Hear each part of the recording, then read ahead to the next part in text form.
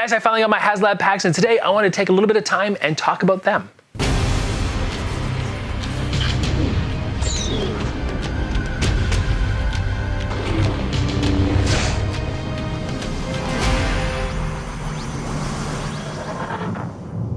Hey guys, welcome to my first video of the new year. I'm really excited to talk about these Hasbro Haslab Proton Packs with you today. For many of you who have been following along for the Haslab Proton Packs already know a ton about them, and I don't want to retread anything that's already been done on other people's channels and other people's reviews, because there's been tons of unboxing, there's been tons of very in-depth reviews about these, and it's exciting. But I don't want to, redo what everyone else is doing. If you want to see those, definitely check them out. I did attempt to do an unboxing video.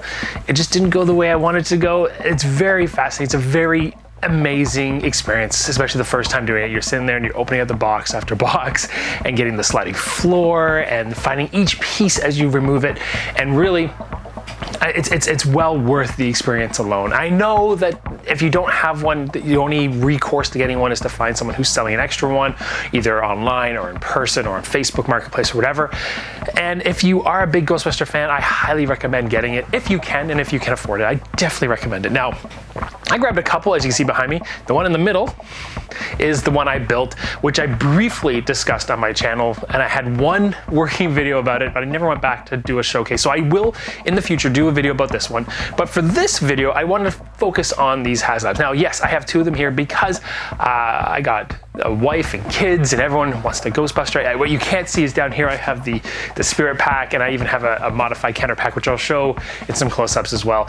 It's an amazing pack. Now, for those of you who aren't sure, who come to my channel, who haven't seen all those videos, Haslab is a Hasbro Kickstarter. Basically, they have things from all their properties, from Power Rangers to Star Wars to a few other different properties that allow you to purchase or pre-order and items that allow them to know how many of something to make. And sometimes it's too big to put into a store, or too big of a project to commit to a certain amount in order to feed it out through all the Toys R Us's in the world. So in this case, it allows them to kind of gauge and see. Now, what was interesting is way back, and I've talked about this previously on some of my videos, is that Mattel had the license to do some of this stuff. So they came out with the Ecto goggles, which I don't have, but the trap, which I do have, and of course the PKE meter and the thrower, which is on my pack here. The interesting thing about the Mattel thrower is that it actually had a port in the back that had like an audio out, which we have since been able to, I say we like I do it, but someone has figured out how to decode it so it allowed it to go through speakers and stuff like that to put into a pack. So the idea that Mattel put in there was always to have it connect to a pack. Now, when they brought out the wand for Hasbro, that was not the case. This wand was always meant to just kind of be a piece as it was. They did give you two different connectors. One connector was just a solid cap, and the other connector allowed you to attach it to a loom if you wanted to attach it to a pack yourself. And there's been several wiring diagrams in order to put this into like a standard type of pack. And I know lots of people who have done that, who have built their own packs, but included this because it does have some play aspects to it that the other packs and stuff just don't have. Things like the alternative effects like the ooze and the freezing blast and everything. It's really cool, and this is a really great toy gadget, but they never intended to go to a pack. And that all changed when Hasbro decided to run their Haslab for the Proton Pack. And that was really cool. It allowed them to, again, gauge who wanted that. Some people, again, made their own and still use this, or some people just had this for play, and it's a small thing to put up on a display. It came with a stand and everything, but the pack is a bit different. So they ran this Kickstarter, and I definitely jumped in on it. I made sure to get a couple because of obvious reasons. It's easier to grab these and to build and spend the time to build like I did with this one. This one's fiberglass and metal and some original parts, and it took way longer to get that built than it did to get these. Like that's done. I now have like 3 full-size Proton Packs that I wouldn't have had if it wasn't for Haslab. So here we go. I know I'm being cut off here, but I wanted you to see this pack. Now, it's a full-size pack. It's pretty much the exact same size as the one I have that I built. They did their definite homework on this pack, and I think it's really awesome. It's got a number of features and functions that are just kind of neat to notice. Like it's got a safe compartment here, which you can access by pushing this button, stuff like that. Just kind of neat little things. But they also made it very moddable, so if you decide you want to change something, things just they just pop off. So that's kind of cool. Again, if you've seen any of other videos, you would have seen all the mods you can do to this thing. And there are already mods coming out, things to change the ion arm, things to change the bellows here, like even to change the clipboards, which I probably won't ever change. They're fine. They're metal, tipped and plastic, and you can replace it with an actual clipboard valve if you want. Like, honestly, what you can do this thing is endless. You can change wires, you can replace wires, you can unplug things and put better parts in. A lot of people are changing this one here as well. One thing I am going to be changing is this guy right here, just because it's kind of an eyesore. The cool thing that Hasbro did is, again, knowing that people mod these things, is they put straps on this, but they didn't put an Alice frame, but they gave you the equipment to put an Alice frame, which I did do.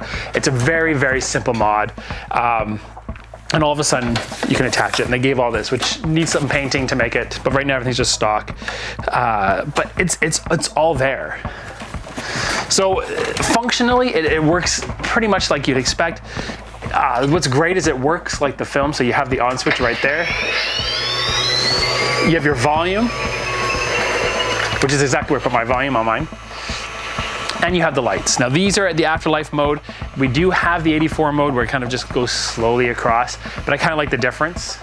And then if you want to use the gun, same way, but the sound's coming out of here. And I'm just gonna hold this awkwardly. And then to turn it off, and then what you'll notice in a second is this will turn off. Great way for power consumption. Now, anything you do to this will turn this back on. So even if you close this, turns back on for a second, just notices that there's been a power on and off through the cable that plugs into the actual base here. So this is fantastic. The one thing that when you're looking at this is that you could just take this to a convention. You could wear this out to Halloween. You could do whatever you want to it. And it is very set up for that right away, especially after you put the Alice frame on it. It kind of helps the overall tone for it. However, the weathering job on this isn't fantastic. There are literally, it looks like Sharpie squiggles, and it's fine for what it is. But one of the first things that will probably happen to both of these packs is a repaint. We'll take everything apart, repaint everything, put it back together, and probably replace the labels. They're fine. They got a little weathered one. You do get a sticker sheet that has clean ones, but it's not necessary to change. But I think we will probably end up changing all the labels. Some of them are in not quite the right spot. And overall, though, maybe a little bit of paint touch up here and there.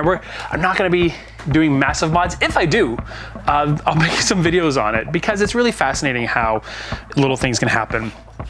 I love that they give you the option of building things a little bit, things that you wouldn't ever do at a convention, is take this apart as it just comes apart here on my hands.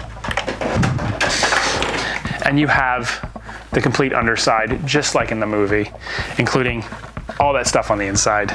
It's really cool. And it's definitely worth playing with and coloring and painting. This is where you can do the 84 switch, which I might as well just do. So then all we have to do is turn it on for the 84 mode. And you can see that. I don't know which mode I like better. It's kind of interesting. I do like the fact you take this rumble off. All right. So just like every pack I've ever had, it's a little bit hard, but I will say, it's actually fairly easy to throw on. Like, I need to spend a lot more time to get the other one on, my metal one. There we go. Not that you can really see in the way my camera's set up, but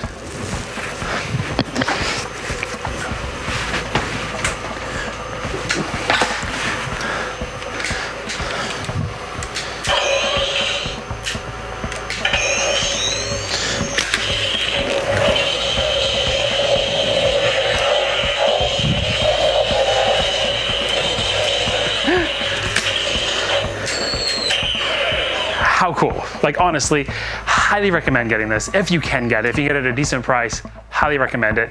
It's great. I do like my other one, but this one is a lot more comfortable. It does still need the padding at the back here, 100%. Maybe some padding for some of the screws, but overall, it's actually pretty light. I can definitely wear this overnight.